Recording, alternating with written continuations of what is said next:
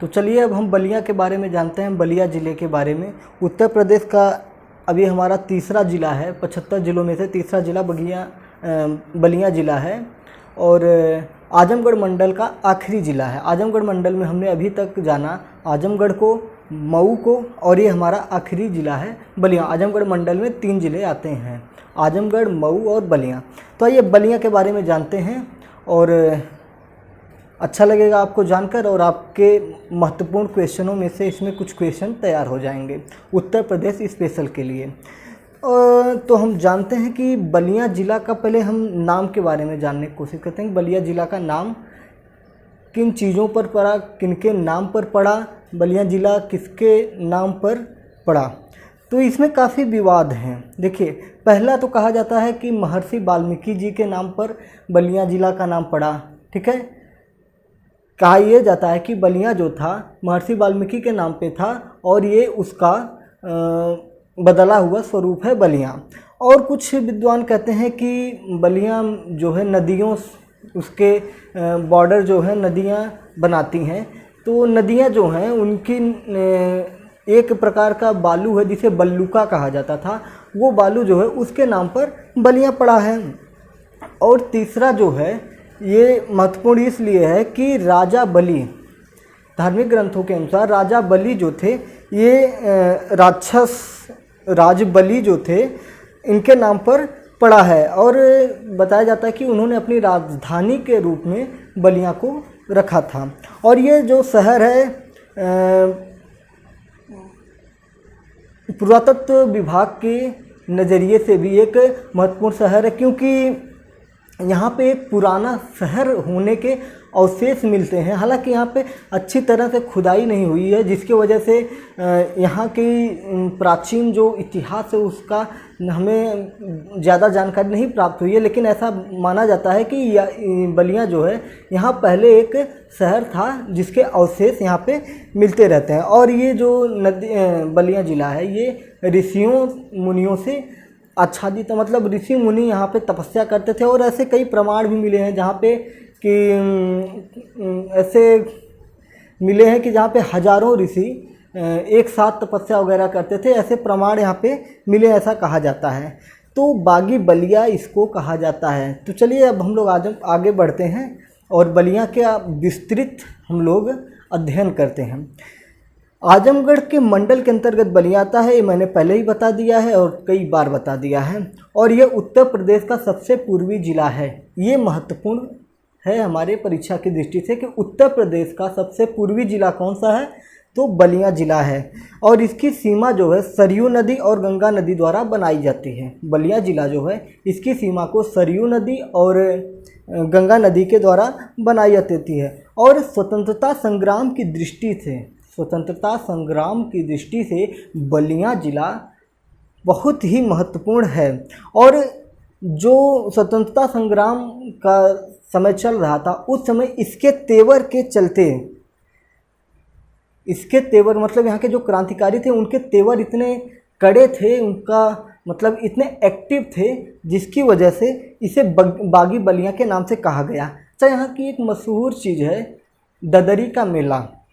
ददरी का मेला जो है गंगा और सरयू के संगम पर लगता है और ये अश्विन मास में लगता है। ठीक है, और एक महत्वपूर्ण जानकारी है, अगर पूछा जाए कि उत्तर प्रदेश का कौन सा ज़िला बिहार को छूता है, बिहार के बॉर्डर को छूता है, तो बलिया ज़िला है जो ये बिहार की सीमा को छूता है। और छठ पूजा भी बलिया का एक प्रमुख त्योहारों में से एक है।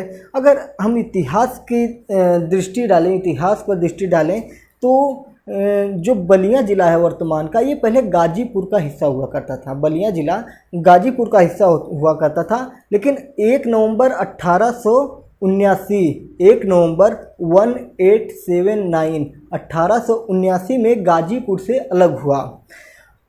और इसका कारण यह था कि भाई, कारण बिल्कुल स्पष्ट है। स्पष्ट इसलिए है कि जो यहाँ के क्रांतिकारी थे, यहाँ के स्वतंत्रता संग्रामी थे, ये इतने एक्टिव थे, इनके तेवर इतने कड़े थे कि अंग्रेज़ों का पसीना छूट जाता था, इनको वो कंट्रोल नहीं कर पाते थे। तो इनको कंट्रोल करने के लिए गाजीपुर से अलग कर दिया गया। ठीक है, अलग कब किया गया? 1 नवंबर 1879 को। ठीक है, अब हम चलते हैं 1942 का आंदोलन जो है, उस आंदोलन में अंग्रेजी शासन को बलिया जिले के क्रांतिकारियों ने उखाड़ के फेंक दिया।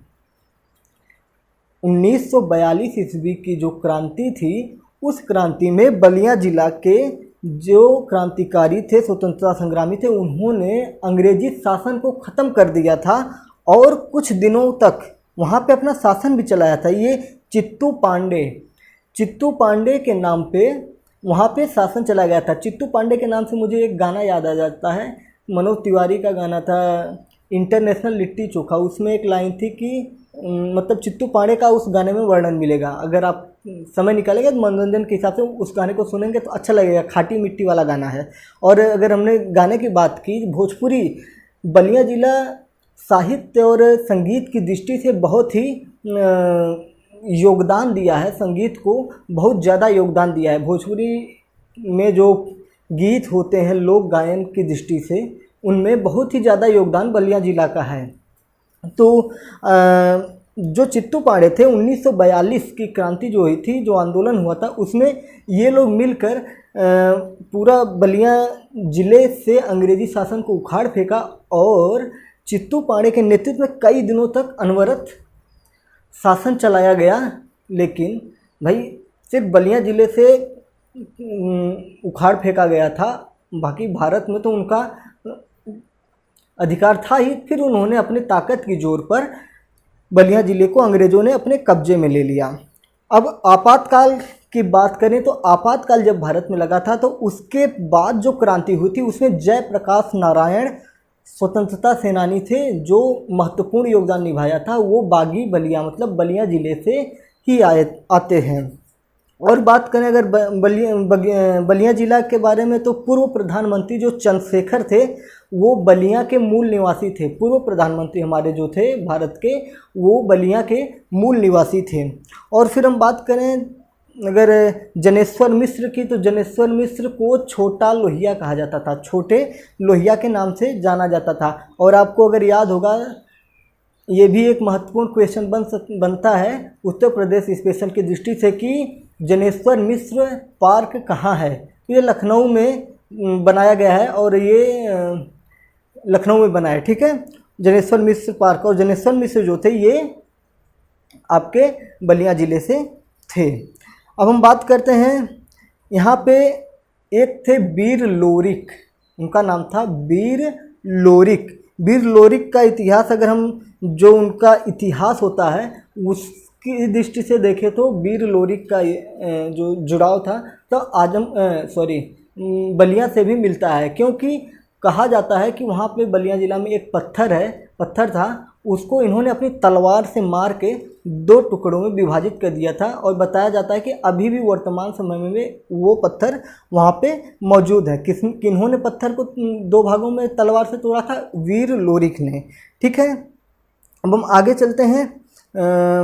यहाँ के अगर हम बात करें तो बलिया ज़िले में जिनका योगदान भारत के विकास में या भारत के आंदोलन में था, या साहित्य की दृष्टि से देखें या हास्य की दृष्टि से देखें, तो उनमें कुछ बड़े नाम हैं। जैसे मंगल पांडे 1857 की क्रांति इन्होंने की थी, का प्रारंभ कर दिया था। और फिर देखा जाए तो चित्तू पांडे, हजारी प्रसाद द्विवेदी, जयप्रकाश नारायण, पंडित तारकेश्वर पांडे, जनेश्वर मिश्र, गणेश प्रसाद एक प्रसिद्ध गणितज्ञ थे, विक्रमादित्य पांडे, फिर हम देखते हैं राजवंशी देवी, काशीनाथ मिश्र, आज़ाद भैरव सिंह, अमरकांत जो थे प्रसिद्ध हिंदी कथाकार थे, केदारनाथ सिंह प्रसिद्ध कवि थे, बच्चन पांडे स्वतंत्रता संग्राम में इनकी बहुत महत्वपूर्ण भूमिका थी। और एक सिकंदरपुर कांड हुआ था, उसमें बच्चन पांडे की अहम भूमिका थी। अगर पूछा जाए कि सिकंदरपुर कांड में किसकी अहम भूमिका थी बलिया जिले के अंतर्गत, तो बच्चन पांडे की थी। ठीक है, सूर्यकांत पांडे ये प्रसिद्ध हास्य व्यंग्यकार थे। कौन थे? सूर्यकांत पांडे। ठीक है, अगर हम यहाँ के मंदिरों के बात करें तो भृगु मंदिर, बालेश्वर नाथ मंदिर, कामेश्वर धाम, ब्राह्मणी देवी, हनुमानगंज, धर्मेश्वर नाथ मंदिर, भागेश्वरी मंदिर, सोनाडीह हनुमान जी मंदिर था। और प्रसिद्ध स्थल के बारे में बात करें तो सुरहा ताल जो था, सुरहा ताल पक्षी अभ्यारण्य जो बलिया के प्रसिद्ध स्थलों में से एक है। तो ये जो जितनी जानकारी मुझे प्राप्त हुई इतना मैंने एक परीक्षा की दृष्टि से और जीके जीएस जनरल नॉलेज की दृष्टि से बलिया ज़िले के बारे में हमने बताया। तो ये हमारा आजमगढ़ मंडल जो है ये आज हमारा समाप्त हो गया है। और हमने चैनल में प्लेलिस्ट में क्या बोलते हैं उसको, प्लेलिस्ट बना दिए हैं जिसमें आजमगढ़ मंडल के सारे ज़िले उसमें ऐड कर दिए गए हैं। और ये भी वीडियो अपलोड करने के बाद ऐड हो जाएगी, आप उसमें जाइए और वहाँ से आजमगढ़ मंडल के सारे ज़िलों को देख सकते हैं। और आपका ज़िला कौन सा है अगर आपको देखना है तो आप उस प्लेलिस्ट में जाइए और अपने ज़िले को चुनकर वहाँ के वीडियो देखें। और अगर जनरल नॉलेज बढ़ाना है तो आप सभी वीडियो को देखते रहिए उत्तर प्रदेश स्पेशल की दृष्टि से। तो बलिया ज़िला हमारा कंप्लीट हो गया। अब हम लेके चलेंगे अगला ज़िला जो है, अगला मंडल जो है, अब अगला मंडल हमारा बनारस होगा। वाराणसी मंडल को हम लेके चलेंगे। बहुत ही रोचक जानकारियाँ मिलेंगी आपको वाराणसी मंडल के बारे में। तो फिर इंतज़ार करिए, अगला वीडियो जल्द मिलेगा। जय हिंद।